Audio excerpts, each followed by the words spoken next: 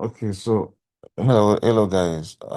Welcome to the January session for 2026 advanced class. So first of all, the strategy that I trade all revolves around four key concepts. We have market structure, liquidity, point of interest, directional bias. These four concepts makes up the strategies that I trade. So we're going to take it slowly. And one thing I'll tell you guys is learn at the same pace that I'm teaching. There are some concepts that you may have been used to, which is not included in the strategy that I trade. So because it's not included, I don't expect people to start asking me questions about those concepts. For example, I don't use fair value gaps. I don't use there are some things I don't use. So when someone starts telling you, "Oh, what about fair value gaps?" It's not part of the strategy that I trade. Do you get? So just learn at the same pace as I teach. Everything that you need for this particular strategy to work for you, I'm going to go through it and I'm going to teach it well. So just learn at the same pace that I teach. Most people after the first session, they will start analyzing trades and start sending to you to tell them whether it's correct or not so they can take it. Meanwhile, we've not even gotten to the second session that explains the second POI that we use, or we've not even talked about different types of liquidity that can make sure you're not taking trades in a liquidity zone. We've not talked about directional bias, all those things. So just be calm to learn at the same pace as you're being taught. Do you guys understand? Can you hear me?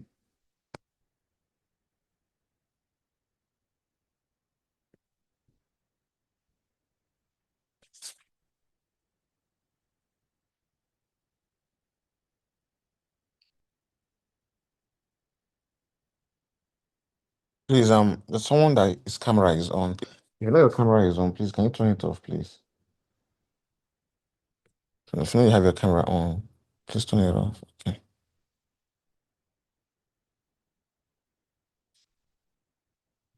Okay.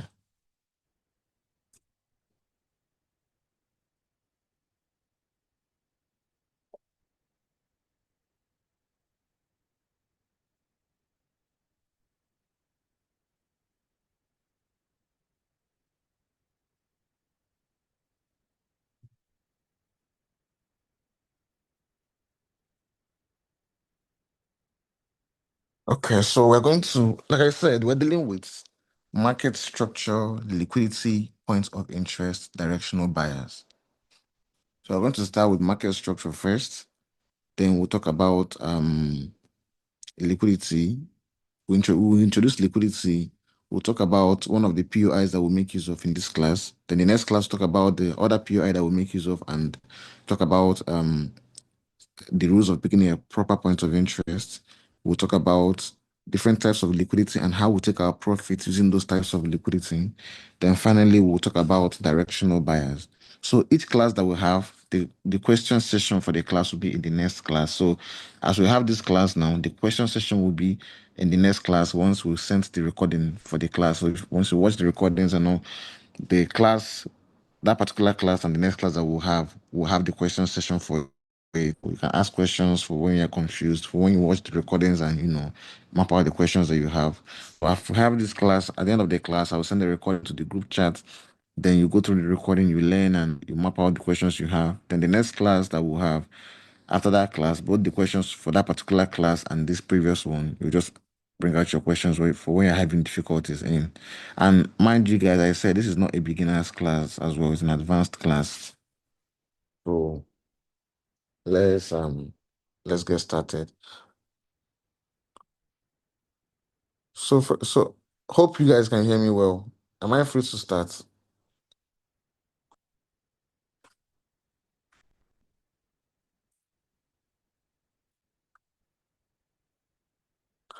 Okay, good. So first of all, we're gonna talk about market structure.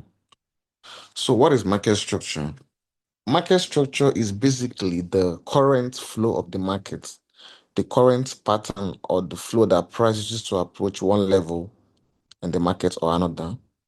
If price should move from this zone to this zone, the flow or the pattern in which markets used to approach this level to this level is what market structure is.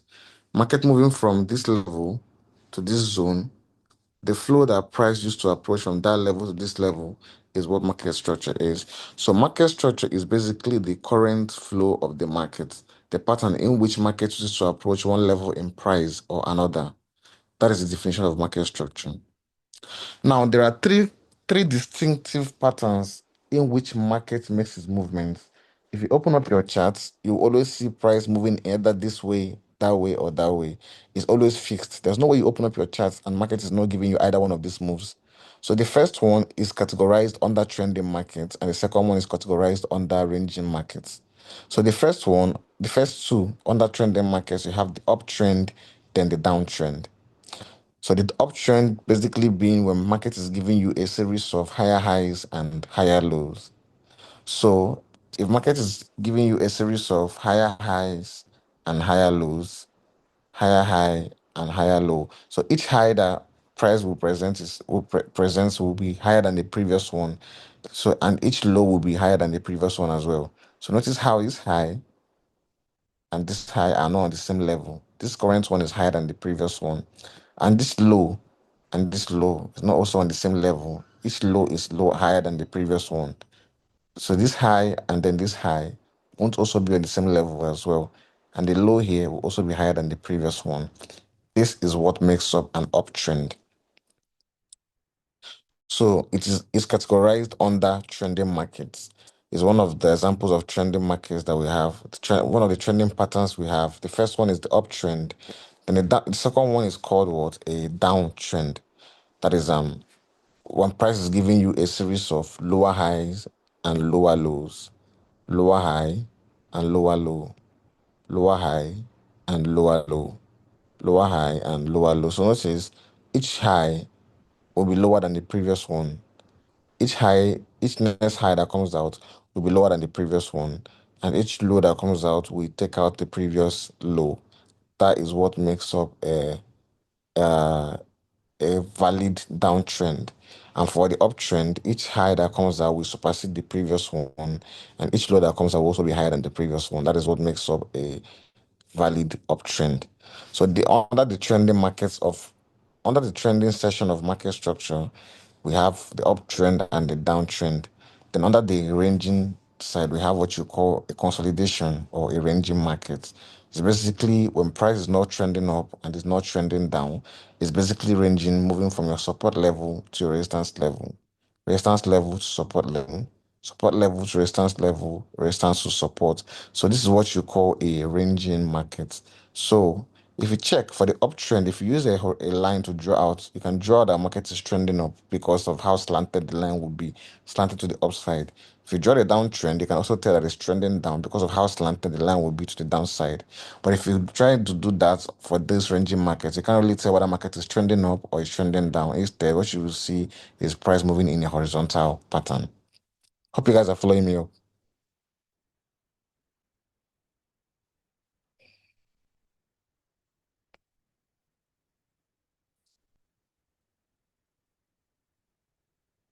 Okay, so these are the three ways or the three patterns that markets makes its movement with: the uptrend, the downtrend, and the ranging market. So there's no way you open up your charts that you wouldn't see market either trending to the upside, trending to the downside, or ranging. It's always fixed. Either price is what? Trending up, trending down, or ranging, or it's trending down, or it's trending up. So it's always fixed with these three movement patterns. It's fixed. So these are the three basic introductions to market structure, the three basic ways that price makes its movements. That's that's just the basic introduction to market structure. But when it comes to what we actually pay attention to, when wait, an example of the uptrend is this, downtrend is uptrend is this, downtrend is this. So it's very clear on the chart. The ranging market is something like this because you can't really tell whether it's moving up or down, but you can see it moving in a horizontal pattern. So that is just the basic introduction to market structure.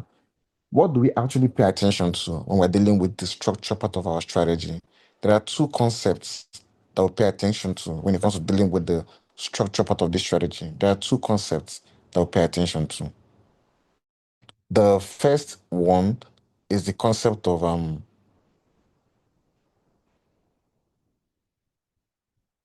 on, hang on guys.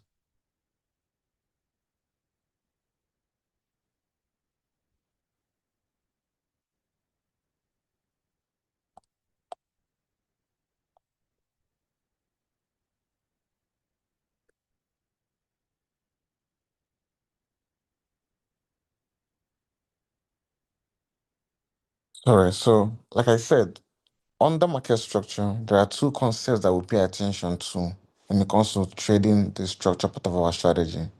We already understand the patterns that price makes its movement with. That is just the basic one. But with these patterns, what do we actually expect from these patterns? Yes, we understand that when we're dealing with when we open up our charts, our focus should be whether to identify whether price is what's trending to the upside or to the downside or is ranging. We understand that. But once we spot these kind of things, what do we actually expect from these structures? There are two things we expect from it. The first one is what the concept of reversal, and the second one is the concept of continuations.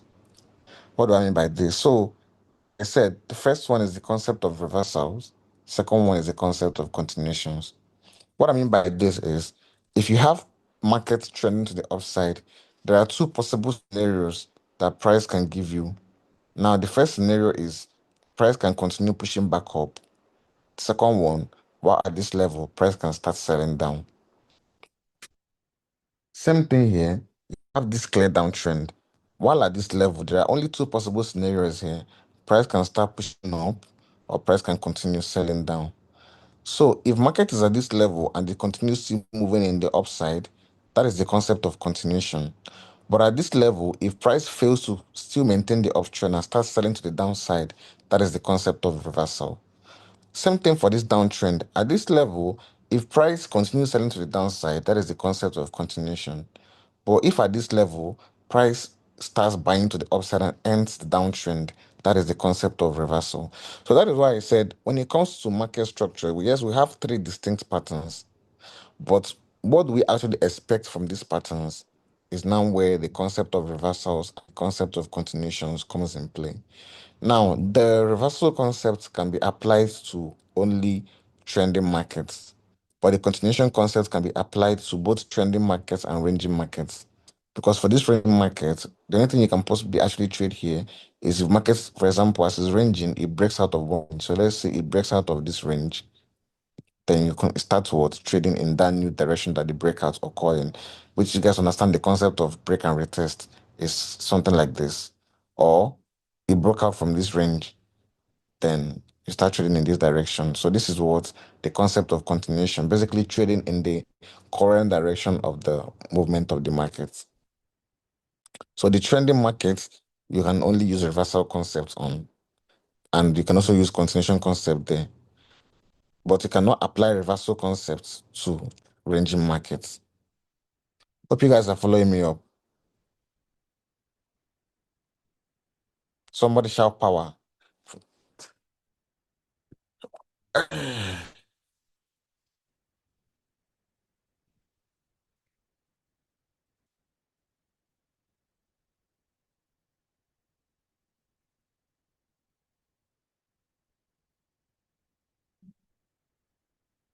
All right, let's continue.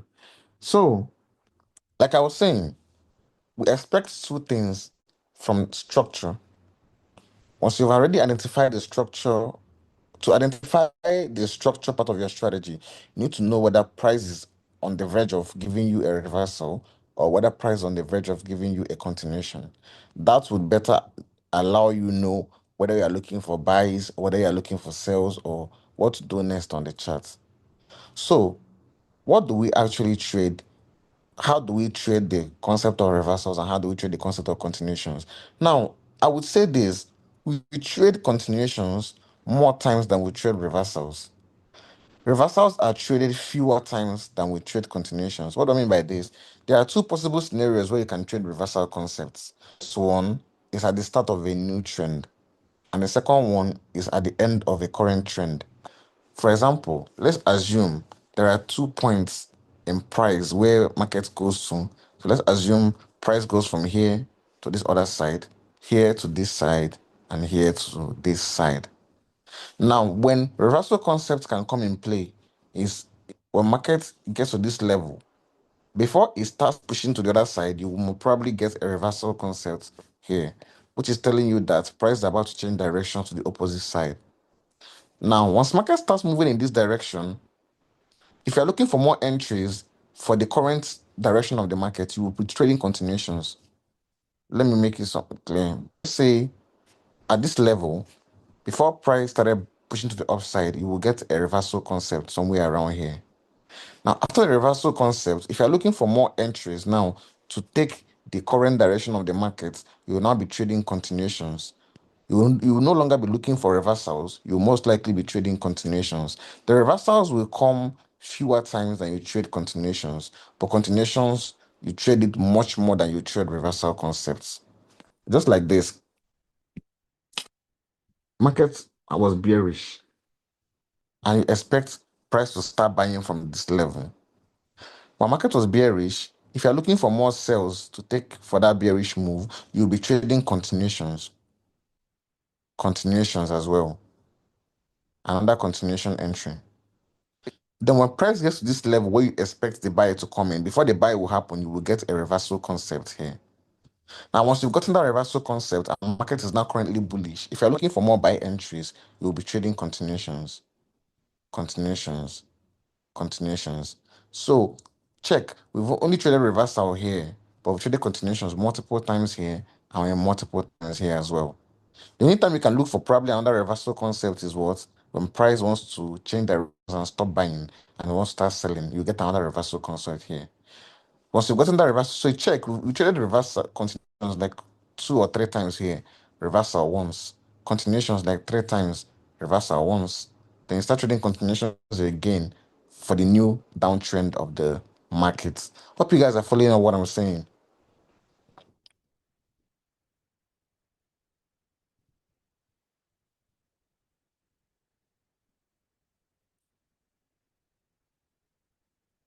Okay, okay, okay.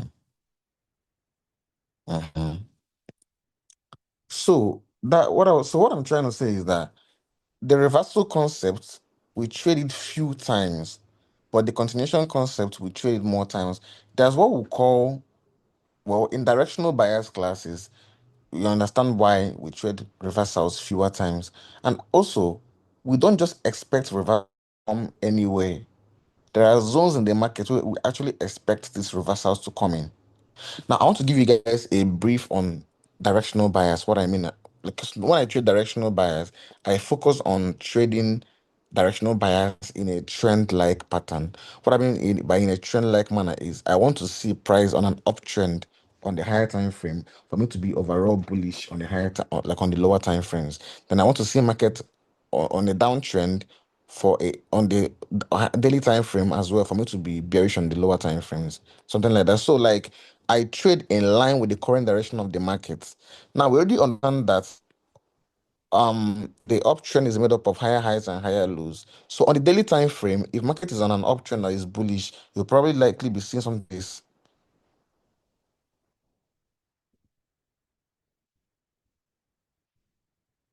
Now this is what the daily time frame. Now, since this is the daily time frame, you're not going to be trading on a daily time frame, but daily time frame is just to get directions, directional bias to know whether you're looking for overall buys or overall sells. So if market is giving you this on a daily time frame, it's very obvious to say that market is what? Bullish. Now, because market is bullish, and you understand how trends work. After every impulse move, there will be a correction. If impulse move is what this push to the upside, the correction is this sell that will trigger another zone where another push to the upside will come. So the impulse move is the buy, the correction move is sell. The impulse move is the buy, the correction move is what? The sell. If it's a downtrend, The impulse move is the sell, correction move is the buy. Impulse move is the sell, correction move is the buy. Impulse move is the sell, correction move is the buy. So, but this one is what a downtrend. So when it comes to directional bias, I focus on. I'm just giving you guys a summary of directional bias before we teach the class, so you guys can understand what I mean by we trade reversals fewer times than we trade continuations. Now, the zones where we would actually be trading reversals for this market is this. Now, this place, now this zone, the market started giving you the correction from. You will probably trade reversal here.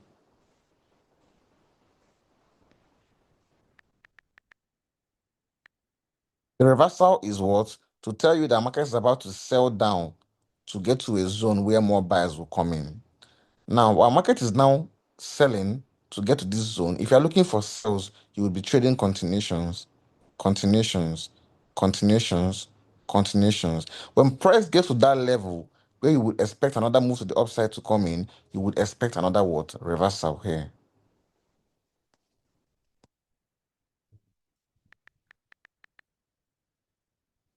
See, so while the reversal comes in, a market is now bullish. If you're looking for more buy entries for the current direction of the market, you'll now be trading what? Continuation entries, continuation entries, continuation entries, continuation entries, continuations.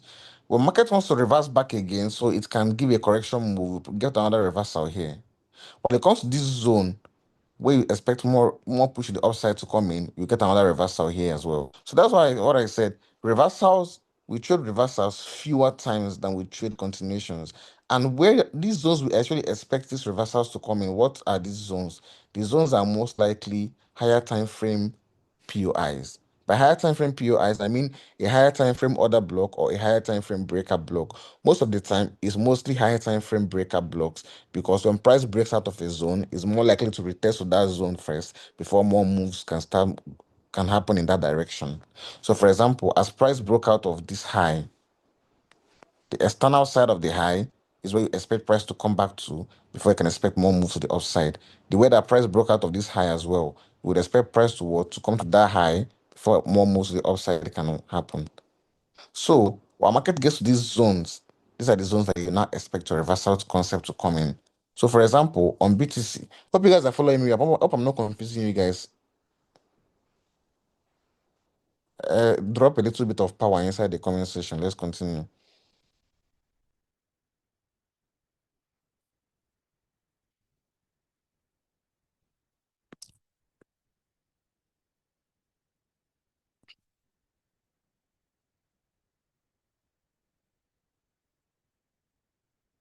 Okay.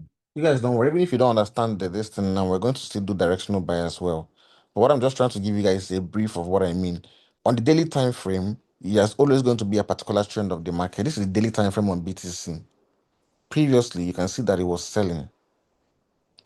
After a while, you can see that it started buying because you can see the uptrend. After a while, you can see that it started selling. The thing is just to identify the trend of the market by just shrinking your chart and seeing the pattern that price is currently moving at. If it's giving you lower highs and lower lows, you can tell that it's on a downtrend. If it's giving you higher highs and higher lows, you can tell that it's on an uptrend. If it's giving you lower highs and lower lows, it's on a downtrend. So it's very easy to spot because you already understand the pattern that price makes its movement with. When we talk about directional bias, this just is going to, I just want to fill you guys in on expect those MS reversals to come in. Now, what I mean by this is that if price should break this zone, I would expect market to what? To pull into the breaker zone. The breaker is the zone that price breaks. It's just like the concept of support and resistance. As price broke this zone, I would expect market to pull into this zone before more buys can happen. As price came here and broke this external zone as well, I would expect price to also pull into this zone before more buy can also happen.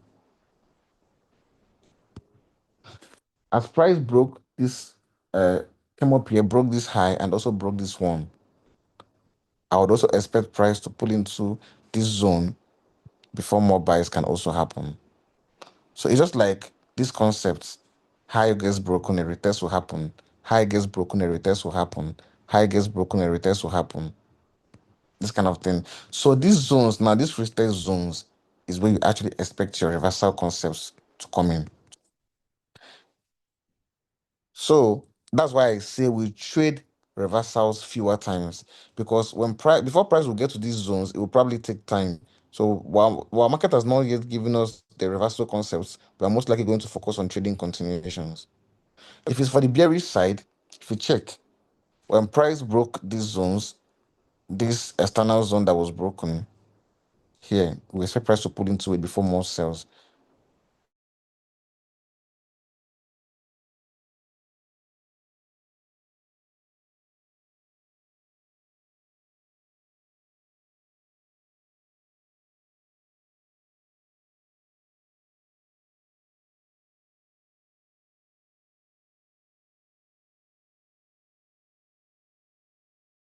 But I'm just trying to give you guys an instance of what I mean.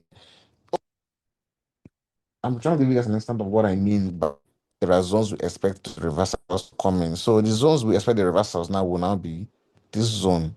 The other one will be this zone. For this one, hope you guys are following what I'm teaching. Please, I hope I'm not confusing you guys.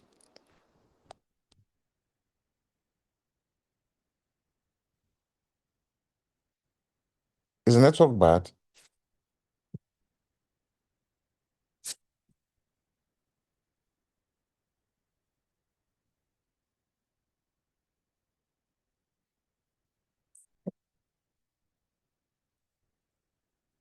Is network bad?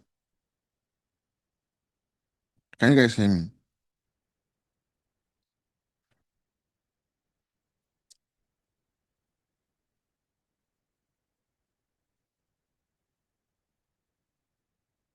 Okay.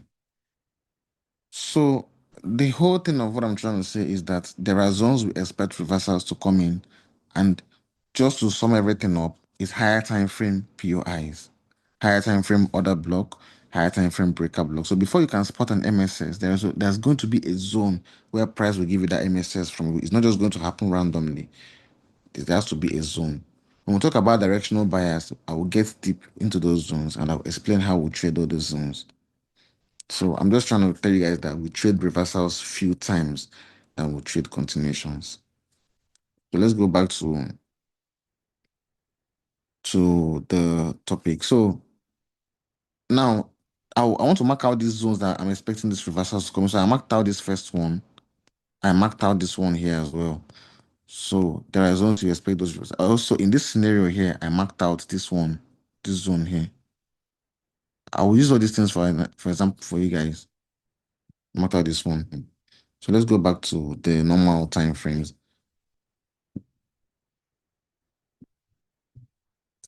So, like I was saying, we trade reversals fewer times than we trade continuations. So, what concept do we trade reversals with? We trade reversals with a concept we call a market structure shift. Some people call it change of character. Some people call it shift in market structure, but the general term is market structure shift. So, what is a market structure shift? The market structure sheet is defined as an indication that the current trend the market is on is ending, and the new trend is about to begin in its opposite direction. So what it means is that if market is trending to the upside and you get a market structure shift occurrence, price is about to start trending to the downside. And if market has been trending to the downside and you get a market structure shift occurrence, it means that price is about to start trending to the upside. So the first concept, the reversal concept, is treated with what we call a market structure shift. And the thing with market structure shift is that it's for reversals. And like I said, there are zones in the markets we expect the reversals to come in. If you see an MSS at a random zone, it's more likely not going to hold. You can see an MSS randomly somewhere and you think price is going to hold there. And then after you mark out everything, price is not going to respect you. You know why? Because you're marking out a structure shift at a zone where a reversal is not meant to come in. So that's why when I'm trading MSS, I make sure I'm trading at some zones where I know price actually intended a reversal to come in from, which I was higher time frame zones. Higher time frame zones are one of the zones you expect market to give you a reversal from. The second zone is POIs with an extremely large body. What I mean by that is, let's say you have an order block, but the order block candle is extremely large. And for example, I'll have an example here. This is an order block here. If you see this order block has an extremely large candle, which means your stop loss has to be extremely large. This kind of POIs actually give confirmations. The confirmations it gives is that price would give you a reversal concept while it taps into those POIs. So if it taps into this POI, there will be an extra layer of confirmation just to tell you that okay, price is about to start moving in in your direction. So the two zones I actually look for reversals from. The first one, higher time frame POIs, and the second one, POIs with an extremely large body.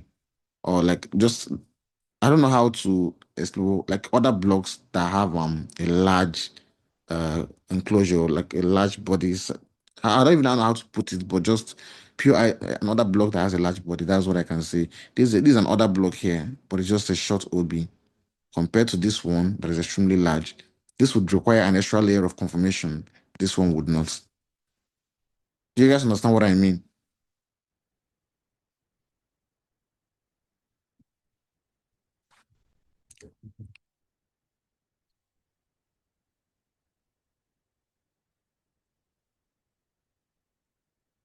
I'll repeat myself again.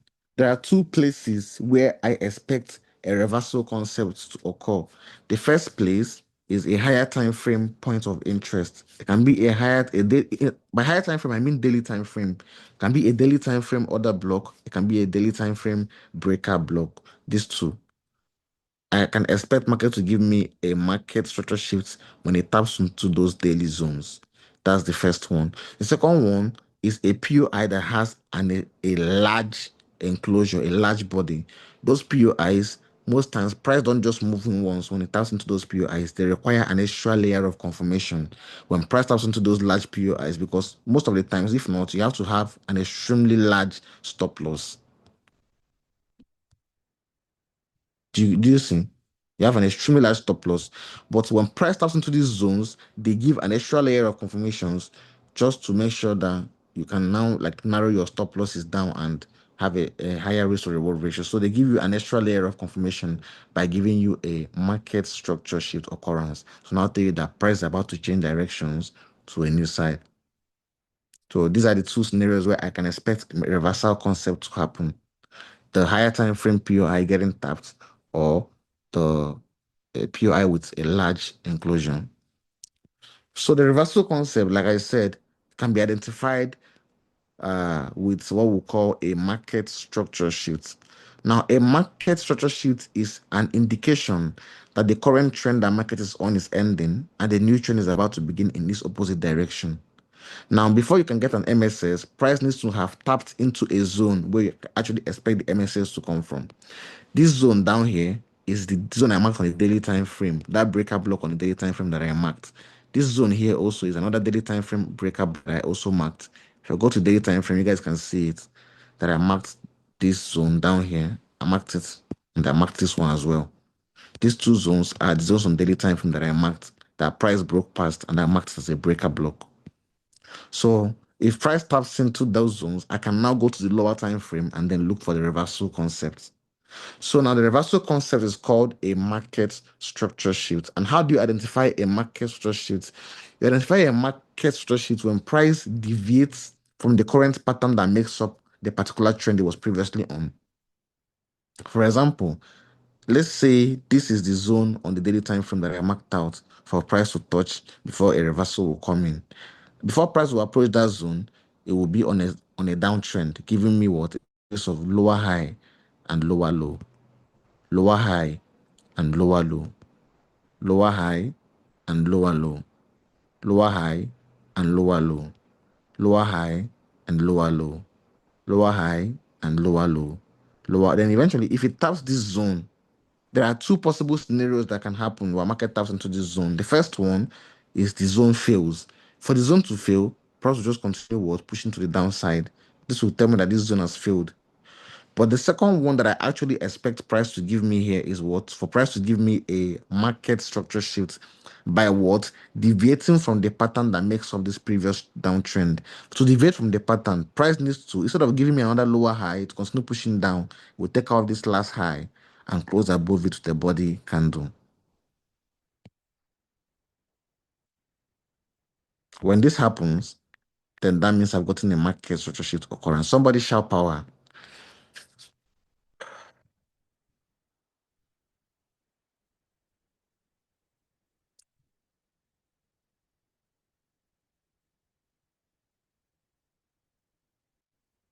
So the first thing first is before you can expect the reversal to come in, you have to mark out a zone that the reversal is actually meant to occur.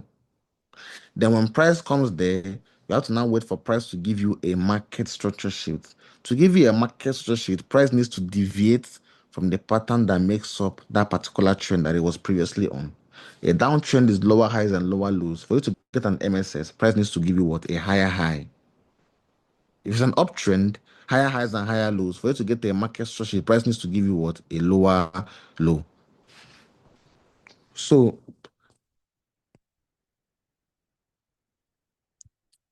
so that is how you mark an MS. So if it's an MSS now to the downside, let's say you have a zone here that you expect price to sell from. Now, before price gets to this level, it will be on an uptrend because it's trending up higher high and higher low, higher high and higher low, higher high and higher low. Then let's say it triggers this zone where you actually expect the reversal to come in. There are two scenarios you can have here. The zone fails, then price will just continue pushing up. This means that the zone failed. Now, the second scenario is when it happens. Now, when price approaches this level, instead of making another higher low, so it can continue pushing up, it does something like this instead and takes out this last low and closes below that last low with a body candle. The moment this happens, then you've gotten a market structure shift occurrence. So, a market structure shift indicates a change in trend. It indicates a change in trend. So whenever you get an MSS at on some certain zones, it means to tell you that there's the formal trend that you have markets on is going to end soon, and then price is about to start moving in the opposite direction. So, and I like trading MSS in the direction of the market, overall direction of the market. For example, if market is bullish overall in daily time frame now, I would mark out a zone where price will sell down to before another MSS will come in to continue pushing market to the upside. So when market now comes down there and gives me the MSS to the upside, I can now trade it. So for example, let's talk about this first zone that I marked out here on the daily time frame. This is the zone right here. So before the price started approaching this zone, this was the high that price was on. Now, for example, this was the high, and you can see the market was on an uptrend. The only reason why I did not trade this sell is because this was at an all-time high. At an all-time high, you wouldn't really know the place that price will get to before it want to start reversing to the other side. It's not really that guaranteed, except maybe you are risking it at that point. But before price started selling, what did the market do? You can notice the change of the market structure shifts. It was on an uptrend, higher high and higher low, higher high and higher low, higher high and higher low. Now, instead of market continuing pushing up to go higher, what did it do? It came and took out the last low and closed below that low with a body candle. This signified a market structure shift. Now, this is what a risky trade to take. You know why? Because when this happened, there was no higher time frame zone where this reaction would have happened because this is an all-time high. So I can't really say that it's reacting from a daily time frame breaker or a daily time frame order block because there was no non-existent because it was at an all-time high. But even though the MSS still held and then price started selling after that, but the one I would actually trade from this move is this one down here because overall price was bullish and at the same time there was a zone on the daily time frame where I can actually expect reversals to come in. Do you guys understand what I'm trying to explain?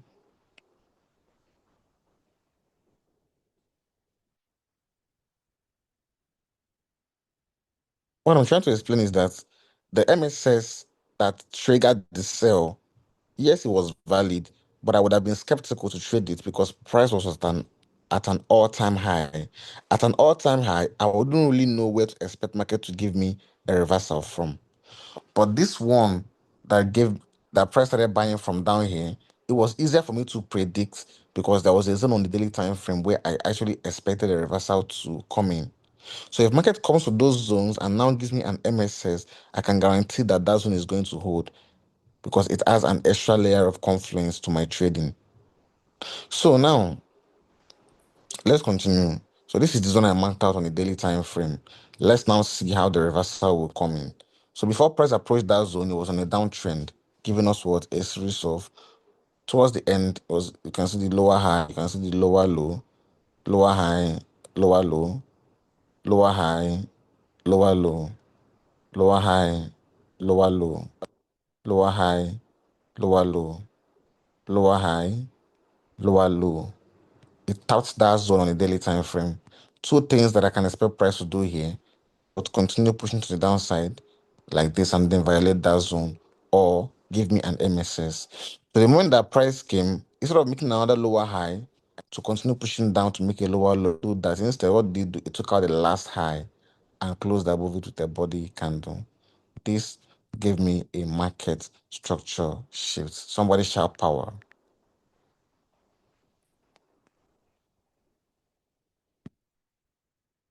This here gave me a market structure shift. So the important thing to know is that before you can get an MSS, you have to have already planned a zone where that MSS will come from.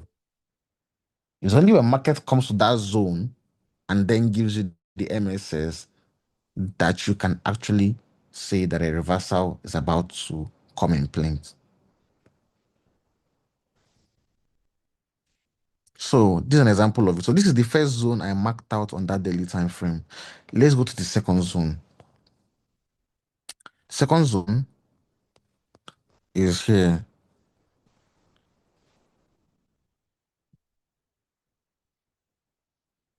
Is here. Which is this daily time frame breaker as well. Here.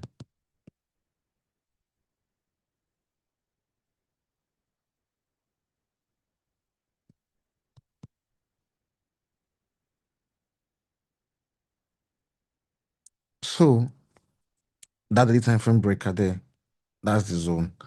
So let's go to the chart and observe. So you can see price on a downtrend previously was selling. Towards the end, it can give us it was giving us a series of lower high, then lower low, lower high, then lower low, lower high, then lower low. You can see the word downtrend.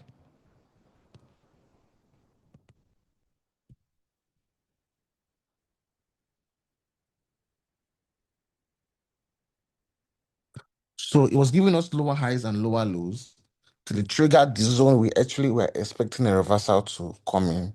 When price triggered that zone, there are only two scenarios that can happen here. Price continuing the downtrend by what?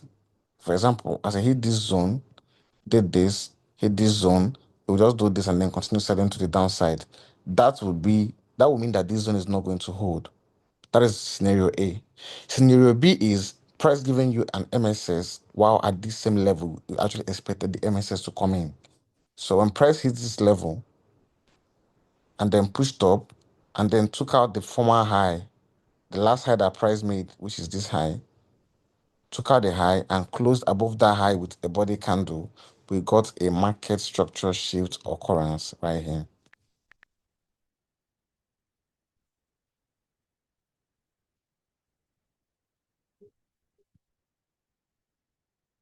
This is the second example. The third one is when I said when price hits a zone that has like an OB that has a large enclosure. This is the example of that OB.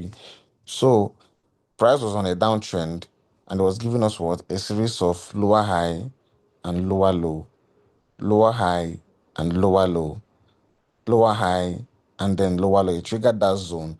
So the only two things that can happen here: price can continue pushing to the downside, giving you lower highs and lower lows, meaning that this zone is not going to hold, or take out the last high that was made and give you an MSS. And the price chose scenario B, going to this zone and taking it out and closing above that zone with what? A body candle. Once this happens, we've gotten a market structure shift occurrence right here.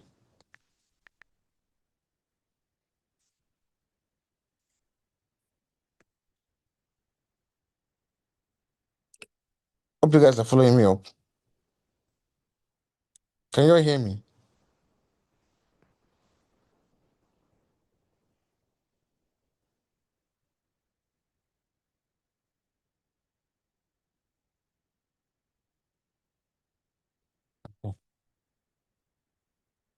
Even recently, you would see on BTC there was a buy that came in at a support level, which is this buy we have here. Before the buy came in, you can clearly see I think it's this, like I said, whenever price gets to a certain level, there will be an MSS occurrence. So it's this zone down here, this support level.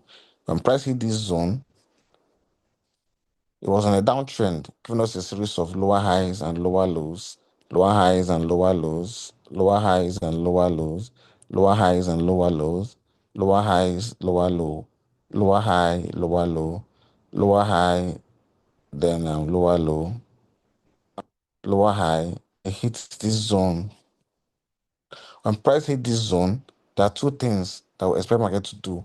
Either it continues pushing to the downside, or price gives you what? An MSS. That is what? A reversal concept. This is a recent BTC trade that just happened like yesterday or no, no, this is yeah, I think yesterday or Friday. I don't know. So when price hit this zone, what did they do? Instead of pushing to the downside and continuing selling, what did they do? It took out the last high and closed above the high with what? A body candle. So think I can mark out and I can mark this high, I can mark this high as well.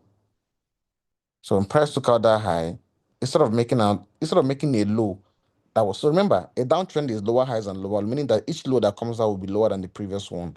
So when price did not give us a low that was lower than this previous one, for it to maintain the downtrend, it needs to have done something like this.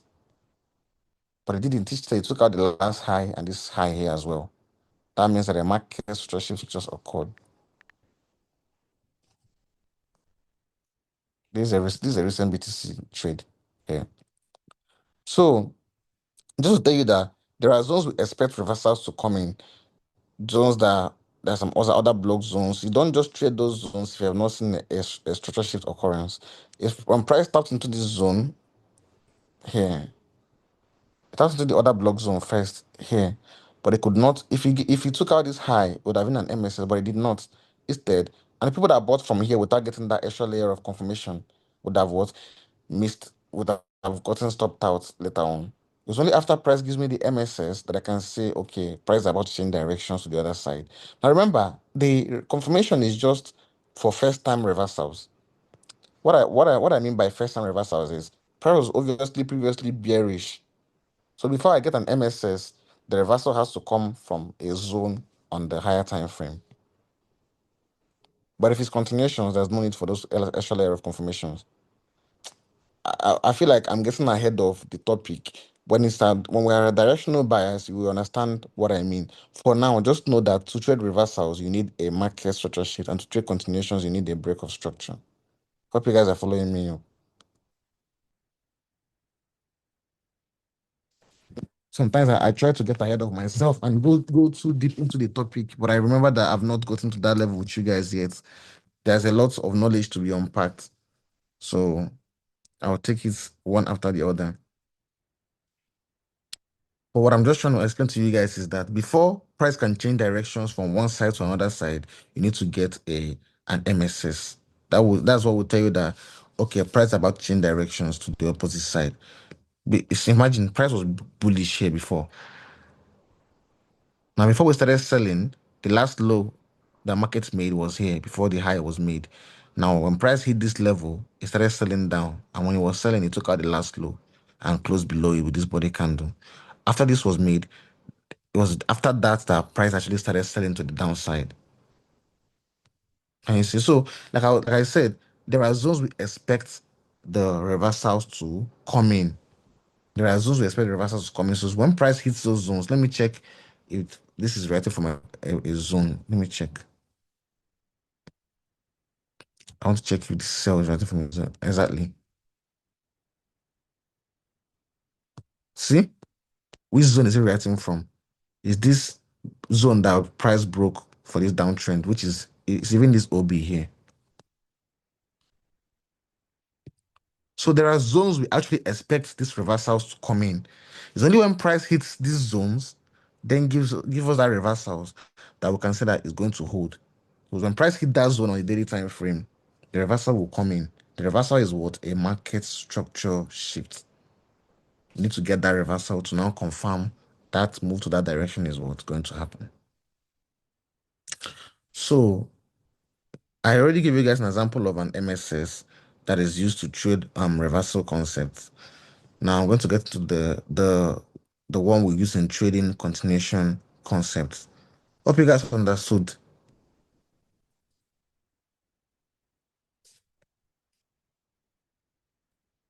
So one thing you need to understand is that before you can look for an MSS, ensure that price hit a zone on the daily time frame. That zone, price needs to give you that MSS while at that zone. Or it can be an order block that has a large enclosure, but 80% of the time is always at a daily time frame POI. All right. So that is the concept of trading reversals. Now it's time to get to the concept of trading continuations. Now, continuation trade basically means you're looking for trades in the current direction of the market. If price is bullish, we're expecting to take trades to the upside. If price is bearish, we're expecting to take trades to the wall to the downside. That is basically what it means to trade a continuation trade. So, for example, and then you see continuations mostly after reversals have already occurred. For example, price was what? Bearish. If it hits a zone where a buy is meant to come in and you see a reversal concept happen there, after the reversal concept and market is now bullish, to find more buy entries, you would be looking for continuation entries, continuation entries, continuation entries. If price hits a zone where a sell is meant to come in and you get the reversal here, after the reversal, moving forward, if you're looking for more sells, you'll be trading what? Continuations, continuations, continuation. So continuation entries basically means you're looking for trades in the new or the current direction of the market. That's what it means to trade continuations. We are looking for trades in the current direction of the market. And we trade that more times than we trade continuations. Sorry, we trade continuations more times than we trade reversals. So now, what is the concept we trade continuations with? We trade continuations with what we call a break of structure. Now, a break of structure is a scenario where price keeps breaking key levels while maintaining the current pattern, the current trend. If market is bullish, for example, it's going to be giving you a series of higher highs and higher lows. The key levels I'm talking about, let me define it again. A break of structure is a scenario where price keeps breaking key levels while maintaining its current trend. The key levels I'm talking about are the highs and lows in the market. For example, this uptrend that market just gave us, this high is a key level. So if price should give you a higher high while breaking this high, that means that a break of structure just occurred right here. So after every break of structure, market will give you a retracement into the direction where that break of structure came from. That retracement is an opportunity for you to jump in for more continuation buys.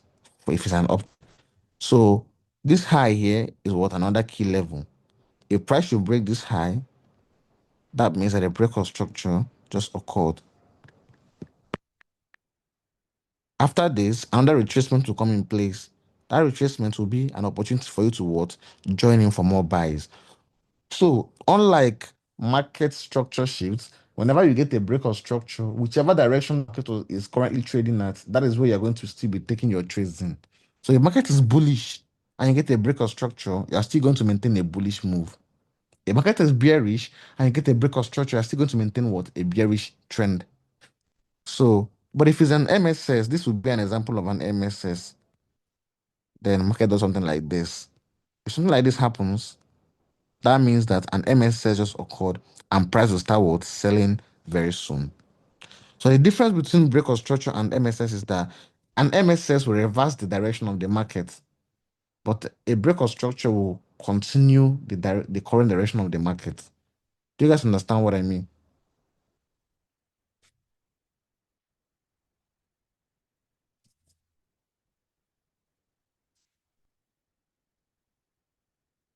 Now, the thing with break of structure is that when you get a random break of structure, it's very hard to pinpoint zones where reversals can actually come in. With this strategy, when you get a break of structure, it's hard to pinpoint zones where your continuations can actually come in because these retracements you marked here, you can be waiting for price to come to this zone or to this zone before you can continue your buy, and price will just come here and then start buying.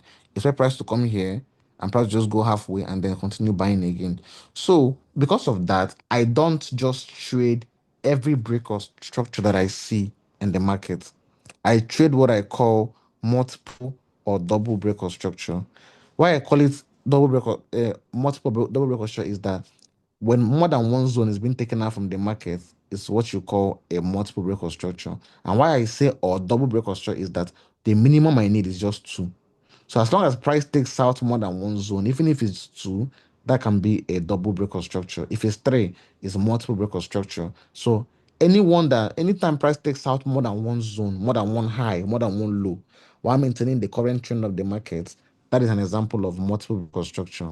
And I can trade that for my continuations. Because when those ones happen, price will more likely give you a retracement into actual POI zones for you to continue taking your buy or your sell.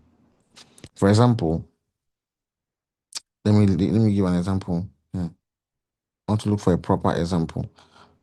Um, okay. This is an example of a break of structure right here. After this break of structure, this retracement that market made did not pull into any zone here where you can continue taking any buy. After this break of structure too, this one did not pull into any zone you can continue taking any buy. But there was retracement. But there was no zones that price will give you, like be like, okay, price put into this zone before more buys continue. Why that is because it's just a single break. So only one zone is being taken out, just this one high here, one high here, one high here. But if when we talk about multiple break of structure, now let's see the difference between that one and this one. Now, if you check, this is a break of structure here. But the difference here is that before price started buying back up, it's put into this zone. You can see this zone here. That's where price bought from. You can see again, this is the break of structure. Before price started buying, you can see the zone that they put into, which is this zone here. This is another break of structure. Before I started buying, you can see this zone that market put into, which is this zone here. Now, the difference between these ones here and this one that I was marking out before is that the first one I marked out are single breaks of structures. The ones I marked out here is double or multiple break of structure. By multiple or double break of structure, I mean when price takes out more than one high or more than one low. For example, this is what a break of structure is. Remember, break of structure is when market takes out highs or lows while maintaining the current trend of the market. This is what a downtrend. So every low that price takes out while maintaining this downtrend is a break of structure. But when market now takes out more than one low, that is what you call a double or multiple break of structure. Most likely an internal low and an external low, or an internal high and an external high if it's an uptrend. This is what I mean. Let's say there was a formal existing resistance level here, and let's even say another one here as well. Then price was on a downtrend before it eventually started buying. Now, what is buying is giving you what? Higher highs, higher low, higher high, higher low, higher high, higher low. Now, notice something. This ones that's giving you this higher, higher, and higher, and taking out just one high. The retracements are not actually pulling into zones where you can actually take continuations from. You can wait to take a buy here and price will snub you and keep moving up. But this one, you can see this former existing high here and this high here as well. If price should do something like this, take out this high, like this internal one, take out this high here and this one here as well. If market wants to give you a retracement before more buyers will come in, it will pull into a proper zone before another buy will continue. So out of all this brace of structure, I'm going to ignore this one, this one, this, and only trade this one that took out 1, 2, and 3 zones. So what I mean is that when it comes to trading break of structures, I ignore the ones that just takes out one zone and focus on the one that took out more than one zone. Hope you guys are following me up. Do you guys understand what I mean?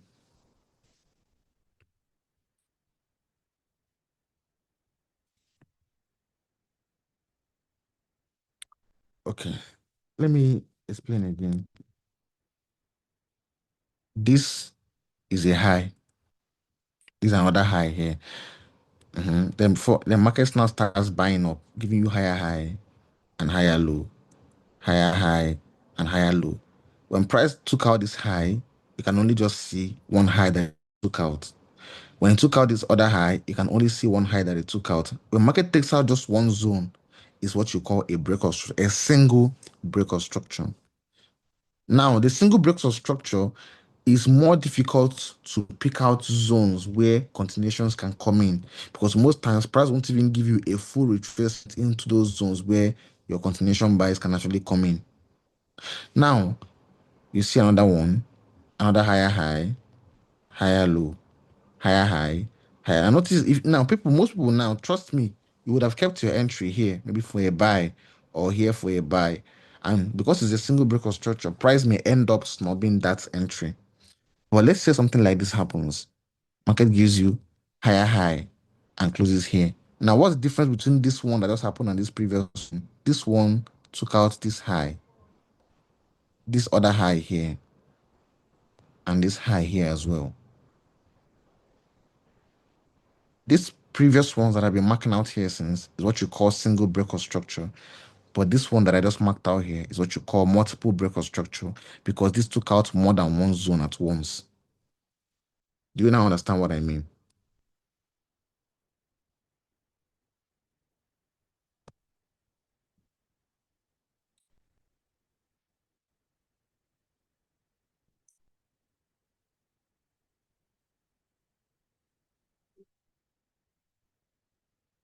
I know I'm coming. I'll show you guys the example on the chat. I'm coming.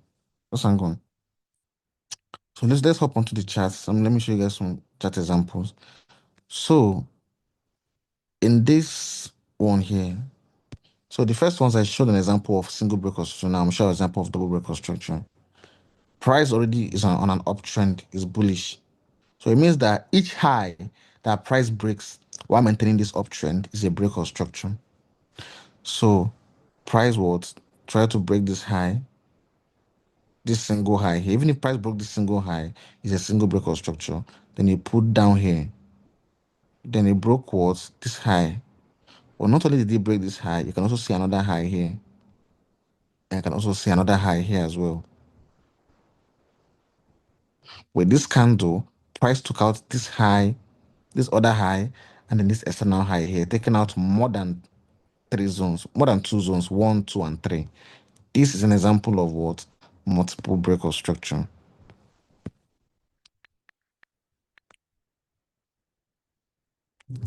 Now, this move would give me a retracement into an actual zone, an actual POI before another buy will continue. Compared to the ones that will just break one zone, and it's difficult for you to mark out a zone where the continuations will come in.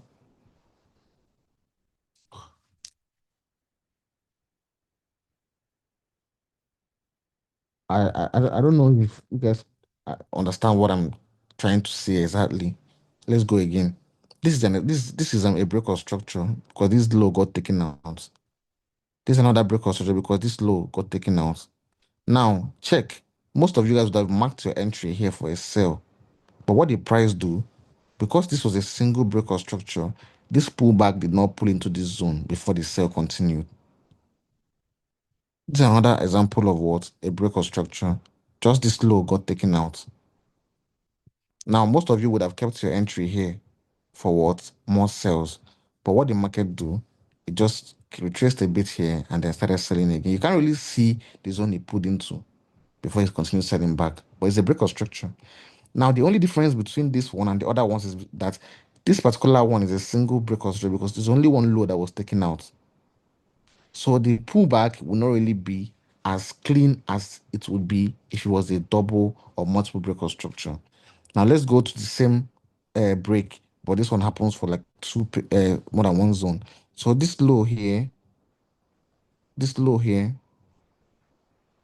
and even this former existing support level here got taken out. Now, most of you guys will now keep your sell entry here.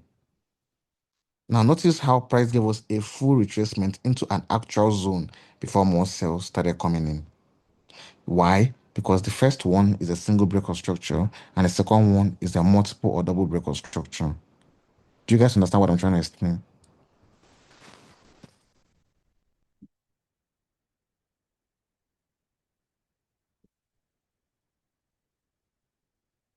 So when it comes to trading continuations, focus on taking break of structures that break more than one zone. If it takes out one high and another high, you can trade it. But if it takes out just one high or just one low, ignore it. The one that takes out more than one zone would give you a nice entry for you to take your continuation.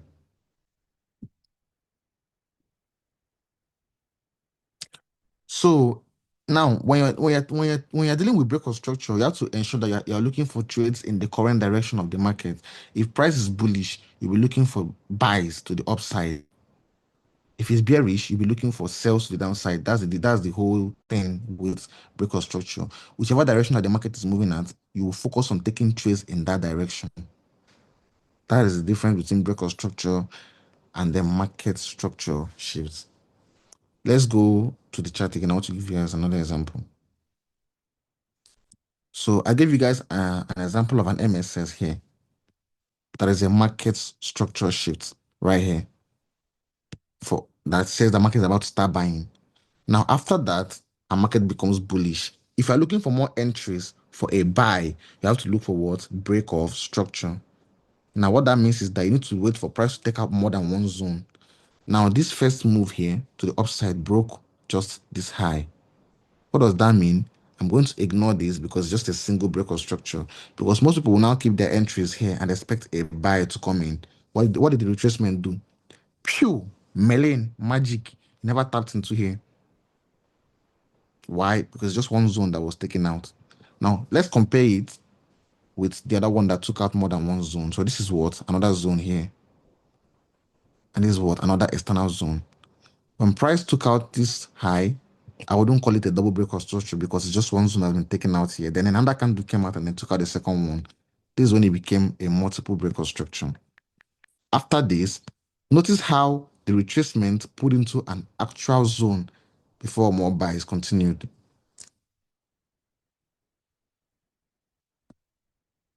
See the difference. See, this one I'm trying to explain to you guys. When trading continuations, when trading break of structure, how is my chart not showing?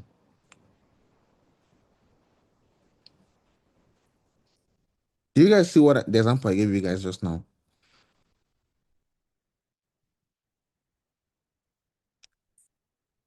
Okay. So, so yeah, so you guys understand what I'm trying to explain. When it comes to trading break of structure, ensure you trade the one that takes out more than one zone. Those are the ones that actually would most likely tap into your POI. Do you understand what I mean? Another example of a multiple break of structure.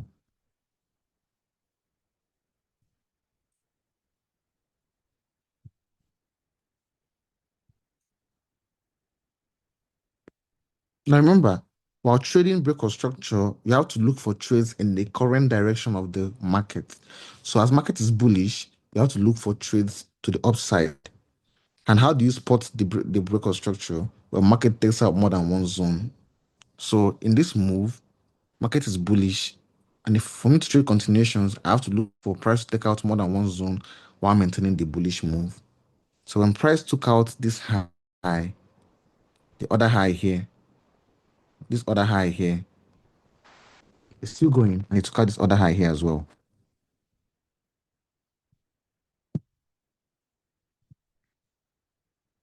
Now, let's talk about the difference between this one that happened. This is a multiple break of structure. Then we'll talk about this one that happened here. This is a single break of structure, just one high. Notice how you would have marked your entry here or anywhere, and price just made a slight retracement and pushed up. And what did it do? Everywhere could just blow for your eye once. Now, and notice that difference between that one and then this one that took out this high, another high again, another external high, and another external high. What did this one do? Before it bought from this zone. It will pull into actual zones that you can keep it. Now, these zones, most of you guys are confused with these zones. This one that I just marked out, it's called a breaker block. I'll teach this particular POI in the next class. But I'm just giving you guys an instant that multiple breaker structures are more likely to tap into POIs than single breaker structures. I hope you guys, I know you guys don't know this before. But when market takes out more than one zone, it's more likely to tap into actual POIs than the ones that just takes out more than one zone. Just know this today. And that's why I don't trade the ones that take out just one zone. I only trade the ones that take out more than one zone. Hope that is clear. So I can move on to the next topic.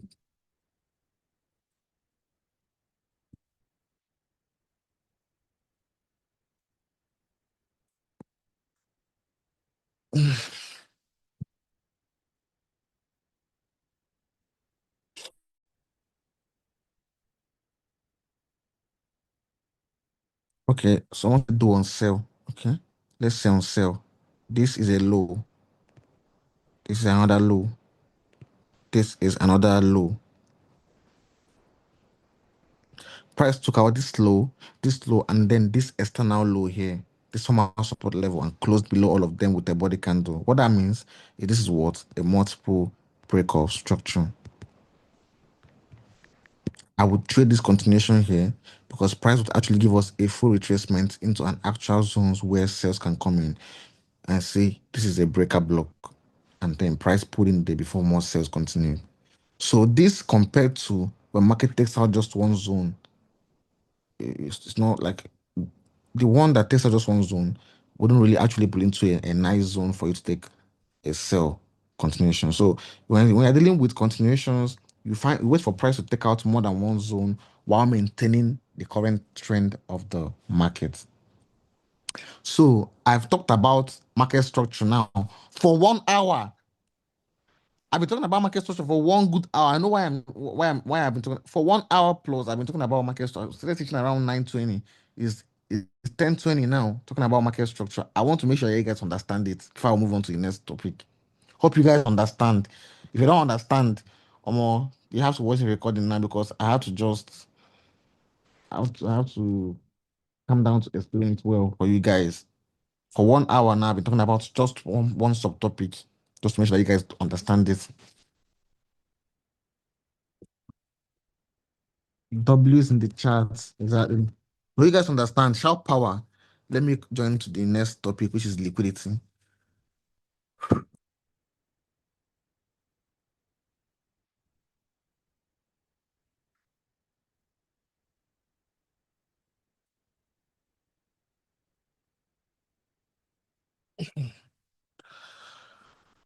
All right. So now it's time to go to the to liquidity. So the structure part is just to know whether you're looking for sales or buys, because it's quite easy. Let me just give you guys a quiz. Let me just quiz you guys now. Just a quick quiz. So let's assume that you have a zone here. Then price is giving you what? Lower highs, lower low, lower high, lower low, lower high, lower low, lower high, lower low. Then price stops here and does something like this. When this happens, what are you expecting to trade here? Buy or sell?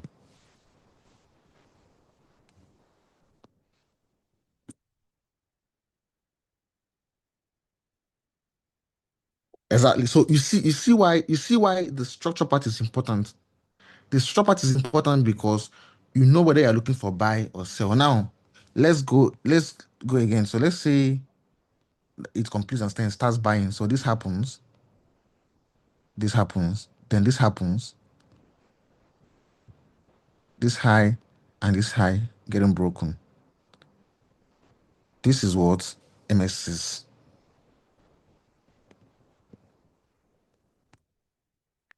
Now, this particular one that happened here, what do you call it?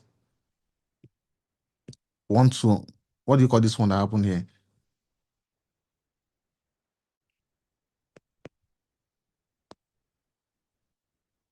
Exactly, multiple break of structure. With what direction am I still going to be looking for to trade? We've got a multiple break of structure. What direction am I still looking to? Exactly. So you see why structure is important.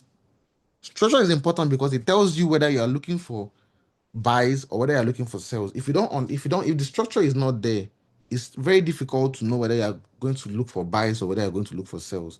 So when these things happen, you know, okay, the MSS means that a reversal is supposed to happen. I'm currently selling, and if it's going to be a reversal, it will be a buy. Okay, multiple break construction means that a continuation is going to happen. I'm currently selling. What is the continuation? And I got the multiple break structure. I will still what sell. So that is why it's important to know structure. That was why I spent a good hour trying to teach you guys about market structure. So now that we're done with structure, we're going to move on to the next part, which is liquidity. Now, there are different types of liquidity that we have in the market, a lot of them. But there is only one that I focus on when it comes to picking entries. There are a lot of different types of liquids that we have in the markets, but I focus on one when it comes to picking entries, and it's called an inducement.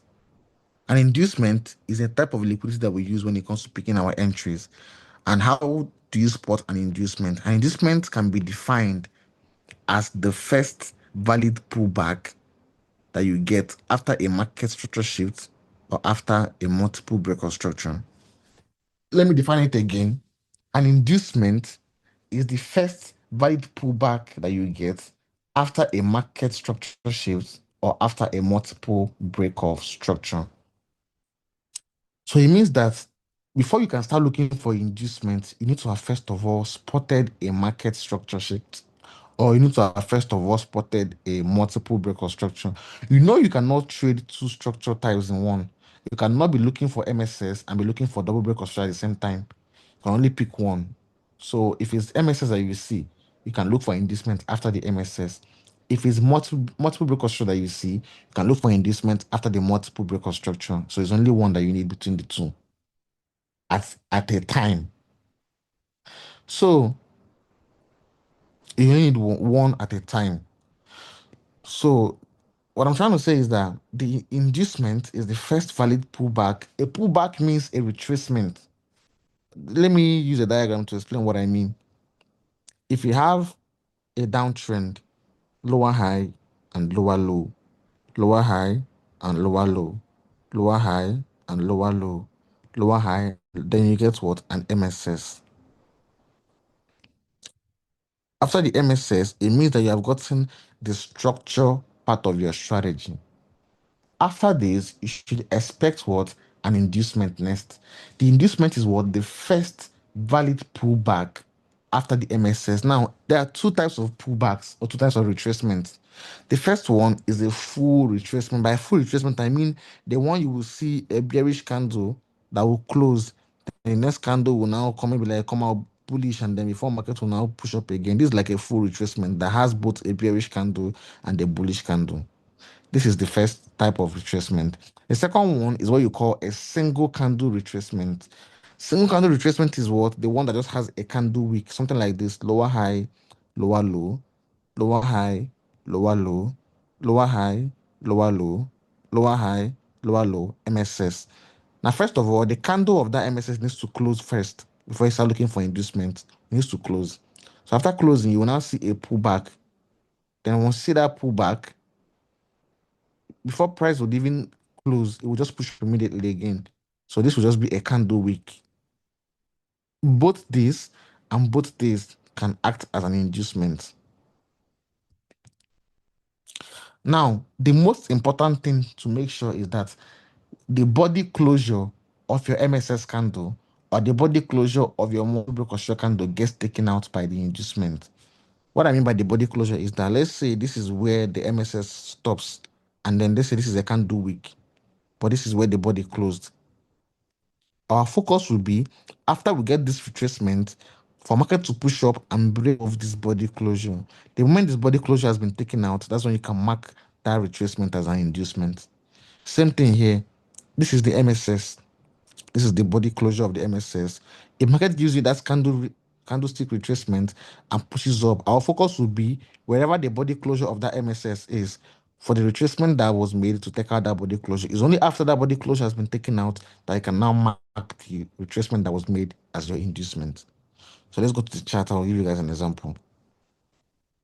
So like I said, it can also be a single candle retracement. It can be a candle wick. It can be a single candle wick. Let's go to the chart. I'll give you guys the first example and I'll give you guys the second example. So this is what the example of the full retracement.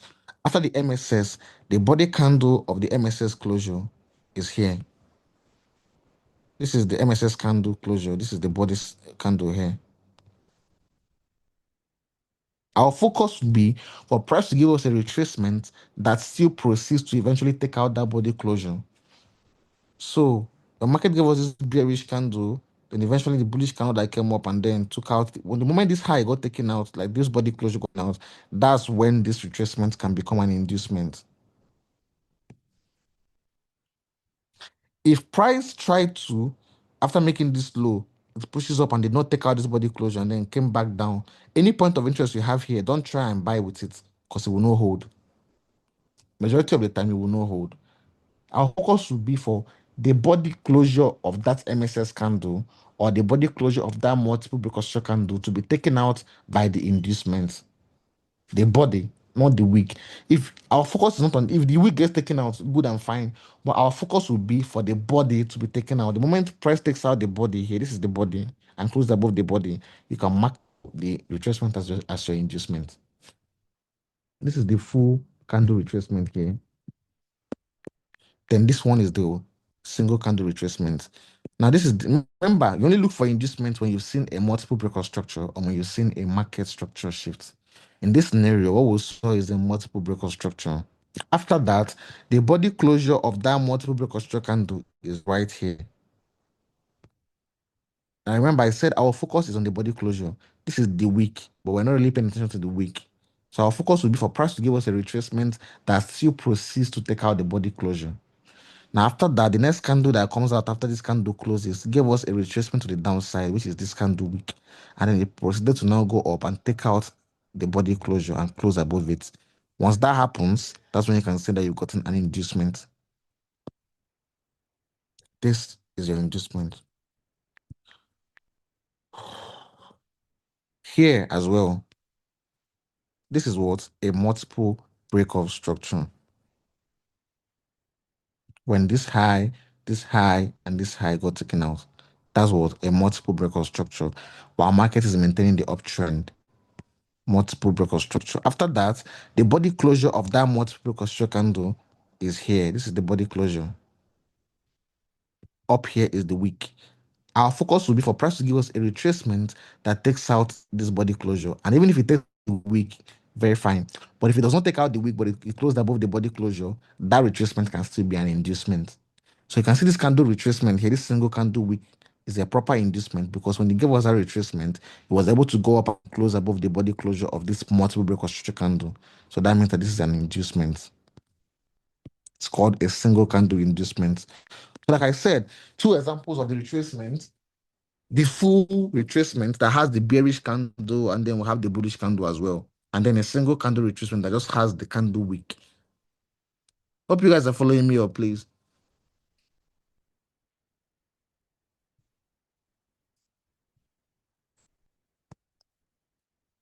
Somebody shout power. Somebody shout power.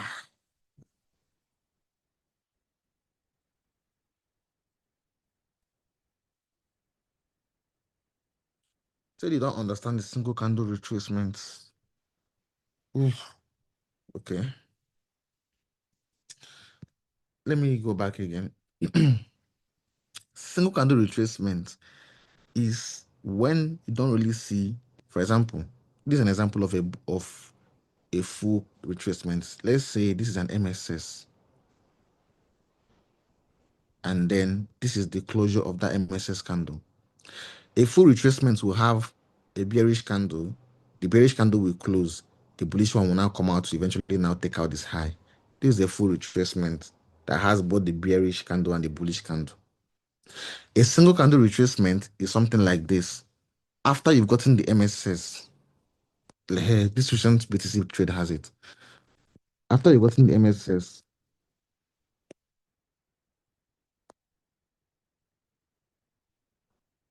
sorry, after you've gotten the MSS, which is here, this is the MSS. This is the body closure of the MSS candle. After that, the next candle that came out gave us a candle wick retracement. But immediately price gave us that candle wick retracement. It pushed up so fast and then took out the body closure of this MSS candle. So because the body closure of the MSS candle was taken out by that candle wick that gave us that retracement, the retracement can become an inducement. I don't know how else to explain it again. No. This is like the simplest way I can explain it. Our focus will be for any retracement that was made, whether it's a single candle or it's a full retracement.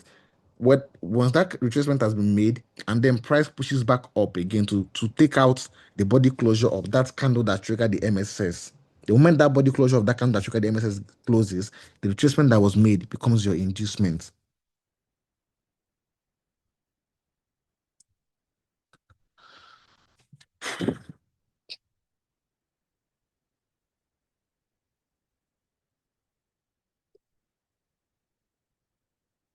Someone is asking where you can enter the trade from there. Calm down now. We're still going. Now, the inducement is just an extra layer of confluence to tell you that your MSS or your multiple break or structure is valid. Without an inducement, don't try and take a trade. There's only few scenarios where price will trigger a POI without giving you an inducement. Only few scenarios. So the inducement just acts like as an extra layer of confluence. After your MSS, if you get an inducement, it's giving you more confluence that that MSS you got is valid, or that double construction that you got is also valid. Now, is a trap also. An inducement is a trap. It lures traders into thinking that market is about to move at that level. So it acts as an extra layer of confluence. After the MSS and price gives you inducement, don't jump into the trade yet. Price will eventually come out to take out that inducement. It will take out the inducement. It must take out the inducement. So only after taking out the inducement that you can now enter the trade. But the inducement acts as an extra layer of security, an extra layer of confluence to tell you that the POI that you marked, sorry, that the MSS you got or the double option that you got is valid. That's what the inducement is there for. It's a trap. Is liquidity. Liquidity means zones that there's money in the market. So in an inducement is a type of liquidity. So, like I said, it can be a single candle retracement, it can be a full candle. It all depends on how volatile the market is at the moment. So, if market is extremely volatile, it does not really have enough time to give you a full candle retracement. It will just give you like a single candle retracement and then continue moving. But when it's just moving at an average speed, then it can give you that multiple candle inducement. So, another example, yeah, here the inducement, the single candle. This one is a full candle inducement. This one is what? Single candle inducement. Here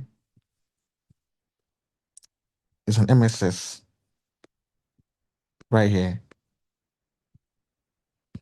After the MSS, the The body closure of the MSS candle is right here. The wick is up here. Our focus is not on the wick side. Our focus is at the body side. Our focus will be for price to give us a retracement that proceeds to take out the body closure, which is down here. So if market gives us the retracement and tries to take out this body side closure and it did not work, you will not mark your inducement yet until price eventually gives us the retracement that will now take out that body side. That's when you can now mark your inducement. So price give us what? In this, after this closure of this MSS candle, price give us this candle, even if it's the smallest wick, as long as there's a retrace, the wick there means that the price retraced in that direction before it continues pushing up. That's what they make a wick. Wick means price came down here and then pushed up. That's what a wick means. Came down here, then pushed up. So that retracement means that a pullback happened. So it can be a proper inducement as long as it takes out the body closure of the MSS candle or the body closure of the multiple break structure candle. So this is it here.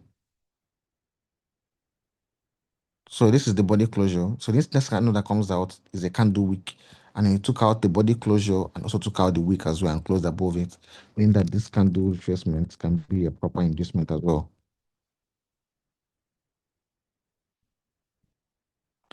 So it means that you should only look out for inducements after you've seen your market structure shift or after you've seen your multiple structure. That's when you should look out for your inducement. So this one here for the multiple breaker structure. After that, the body closure of the multiple breaker structure candle is here.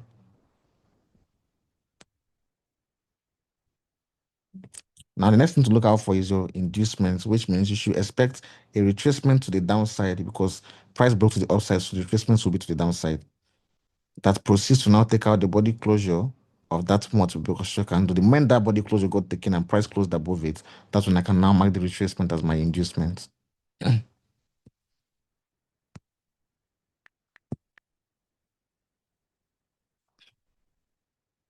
Even here, this high, this high, this high as well, even this high, they all got taken out and price closed above the high, all of them with a body candle, meaning that we got a multiple breaker structure. After that, the next thing to look out for is your inducement. The inducement is what? A retracement that takes out the body closure of the multiple breaker structure candle or the MSS candle. The multiple breaker structure candle is here, the body closure of it. So we should expect price to take it out after giving us an inducement. This candle that showed up next here, it took out the body closure, it took out the wick.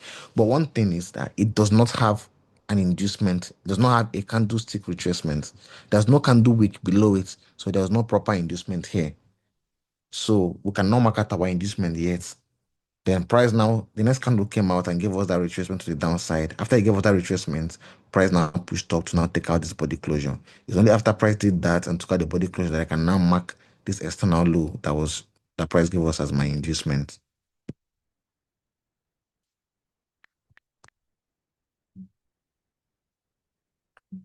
Hope you guys understand the concept of inducement now.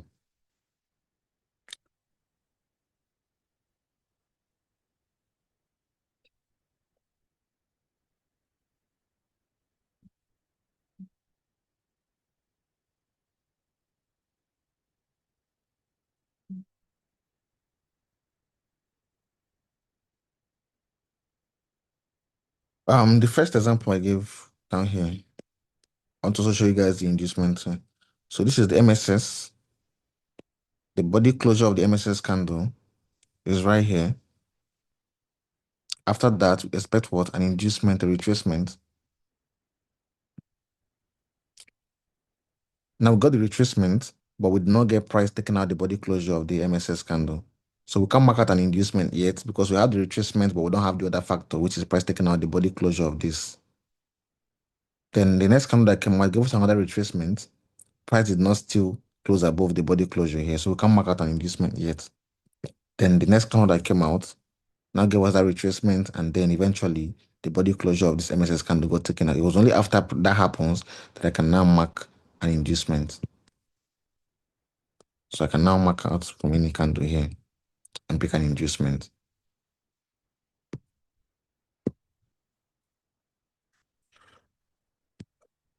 So that is the whole concept of inducement. So even this recent trade on BTC, this buy that happened has the same thing. Has the MSS, has the inducement. So now that I've gotten the liquidity part of the strategy, it's now time to move on to the point of interest where we can actually get into the market. Now, there are two POIs that I pay attention to. There are 2 points of interest that I trade. The first one is an order block. Then the second one is basically a combination of breaker block, mitigation block, rejection, like all those blocks. I don't want to limit calling just a breaker because most times a breaker block, if you guys know what a breaker is something like this. This is what you call a breaker block.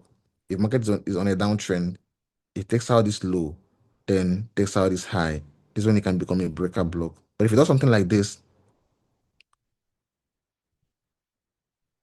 then this one is a mitigation block. So I don't want to, I only know this because I studied it sometime, but I don't want to limit it to calling it just a breaker block because all these blocks can work. So it's somehow to just generalize and call it a breaker. So I don't know what to call it. So I'll just call it failed zones. Failed zones, other blocks, and then failed zones. Why I call them failed zones is because price breaks past them. When price breaks any zone, the body of that zone becomes becomes a POI. For example, has market broke this high now becomes a POI. It means that a retest to this zone can allow market continue moving to the upside. As market broke this high, a retest to this zone can allow market moving to the upside again. So to generalize and call it a breaker is not actually fair. So you can just call them failed zones, failed order blocks, because they mostly have the shapes of order blocks. So as market broke this high now, for example, this is a failed zone. This can be a POI. This is a failed zone. This can be a POI. This is a failed zone. This can be a POI. Just that for you to not pick your entry, there are rules that we have that will enable us know the one to use between all of them. So, for example, if market should do something like this, lower high, lower low, lower high, lower low, lower high, lower low, lower high, lower low, lower high, lower low, then you get an MSS. When market gave us this MSS, you see these zones that price broke, this high and then this high. They are failed zones that price failed to hold from. Market broke them, so they are failed zones. All these zones can be used to buy the market back. So this market can buy from here, or market can also buy from here as well, or it can buy from the other block. So you can only pick one, but there are rules that we check before we can pick the POI between all these zones. So it's not yet time to get into it. I'm just trying to give you guys an instance that we don't just use the other block when it comes to picking our entries. We also pay attention to these zones as well. But in the next class, that's when I can actually talk about these zones and then give you guys a proper example of how we trade these zones. Hope you guys understand what I'm trying to say.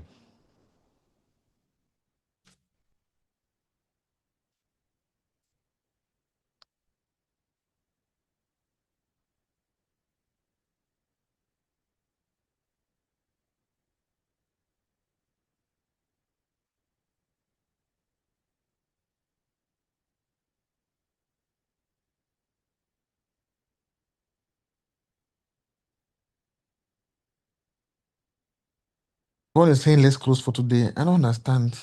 If you're tired, please now exit the class. Oh, wow.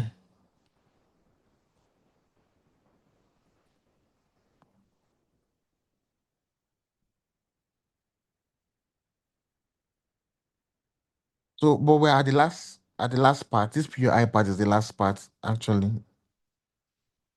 This PUI part is the last part. I just want to give you guys the PUI. So the PUI that we're going to talk about in this class is the other block. And the other PUI we'll talk about is in the next class. And the rules of picking a point of interest will also be in the next class. Now me they talk for 2 hours. Now another person they talk say they exhausted. I've been talking for 2 hours. Now you they exhausted. No Allah.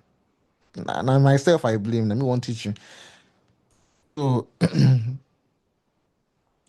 now it's time to talk about the other block. Now the first the order block. An order block is defined as a zone in the market where there are a lot of institutional orders. So the zone in the market where you have the institutions, the banks, the hedge funds, the zones they place their limit orders. That's what your order block is. And then they have specific shapes. So we have two types of order blocks. We have the bullish order block and then the bearish order block. So the bullish order block is this: the market gives you a bearish candle, then gives you a bullish candle that engulfs it. When that happens, this is a bullish order block. So if you have to pick your entry, and this can be used for when you're looking for buys.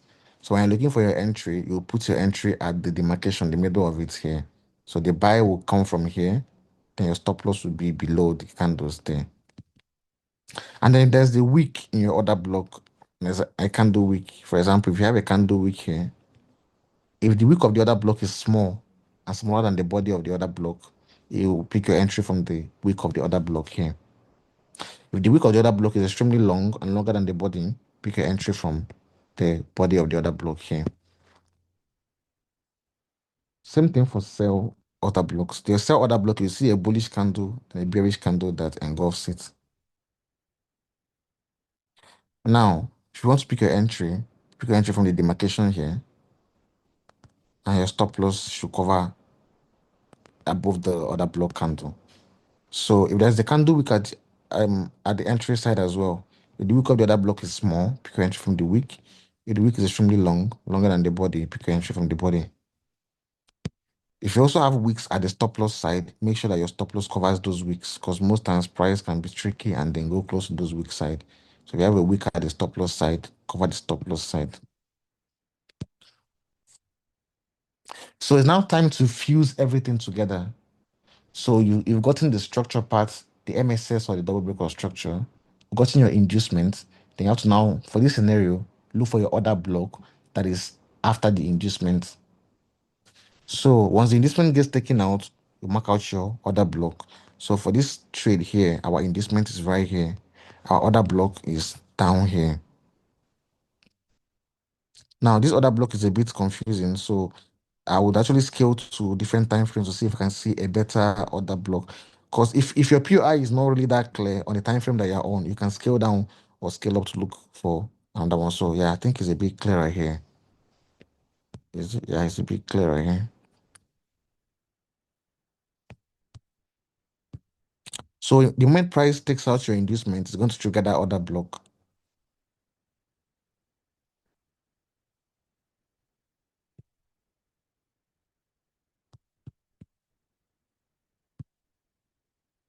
This is where your buy will come from. Now, if I was one that was taking this trade, my stop loss would naturally be here, would be here. I have experience trading this kind of OBs, but why I say you guys should cover your stop loss side is because most of you guys don't have that experience yet. So just to be safe, cover it. But it will reduce your risk to reward. But me trading it will keep my stop loss here because I already understand how this kind of order blocks work. But so let's move on to the other examples. So you get your structure part, you get your inducement, then you mark out the other block that is closest to the inducement. That's because we are dealing with other blocks now. When we talk about the other POIs, I would now generalize all the points of interest that you can use. So this is not want to load. I want to go you guys the other example. Okay, yeah, here. So in this one, mark out the MSS, mark out the inducement, then look for the other block that is close to the inducement. So this is the other block, the bearish candle, the bullish candle that engulfs it. This is the other block here.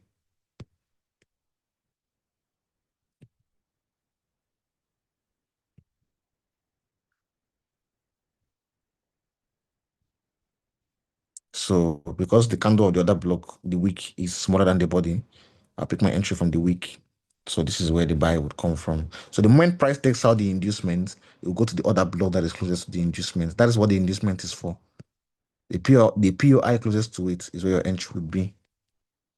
So this is the buy here.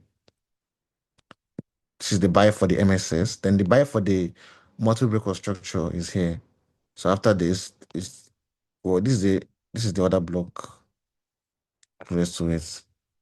Because the candle wick is smaller than the body, pick your entry from the wick of the other block. This is the buy.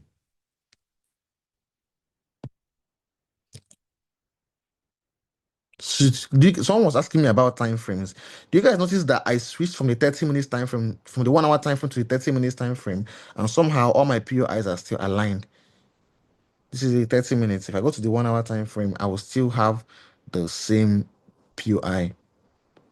Just that the other one may be a bit lower, this one, but you still get your POI correct. So the time frame does not matter. I was on the 1 hour time frame before. I'm on the 30 minutes time frame.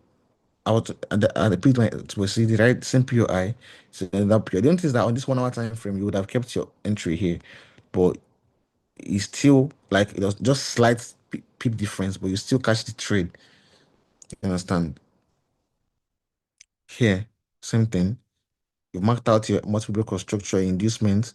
You look for the other block that is closest to the inducement, which is here. The small, the candle is smaller than the body of the other block. So you mark your entry from the candle wick. So once price sweeps the inducement, we go to the other block that is closest to the inducement, which is what's here. And then if I've taught you guys breaker blocks, I would have taught you guys that price can actually as well react from this breaker block here because the breaker and the other block are on the same line. But I've not taught breakers, so that's why I'm just using the other block candle here. So this is the buy. Now this multi-breaker structure inducement, the other block is here.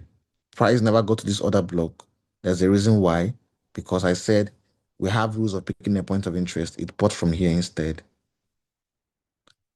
That's because this one is the one that obeys the rules of picking a point of interest, not the other block. So when we get to those other POIs, we can talk about the rules well.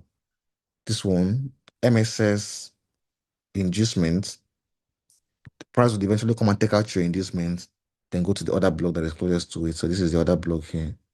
The candle wick is smaller than the body, so you're marking an entry from the wick. This is where your entry will be. Stop loss will cover the other block candle. So that's just the introduction to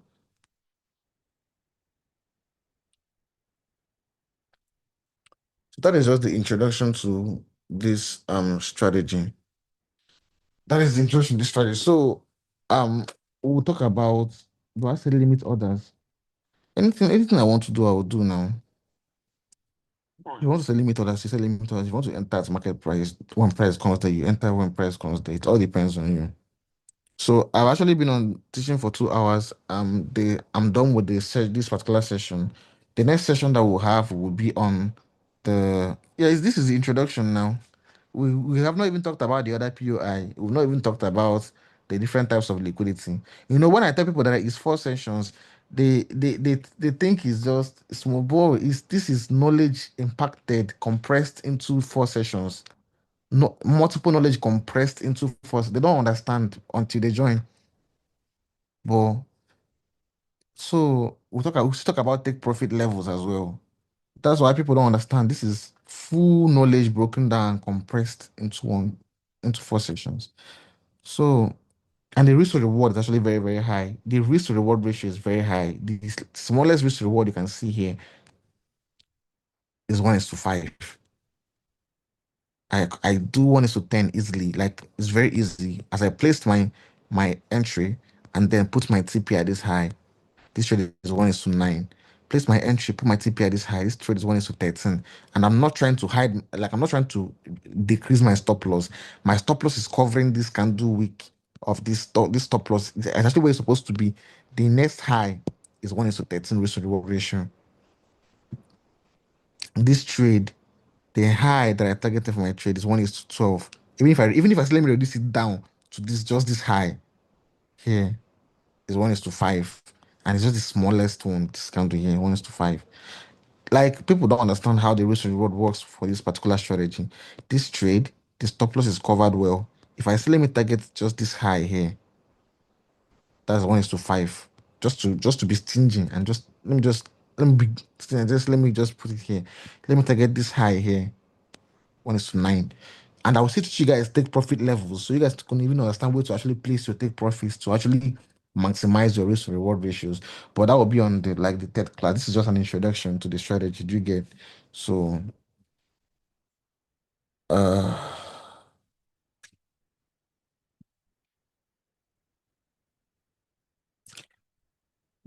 guys, it will be on the so I'll drop the recording once it's done processing. Let me rest a bit.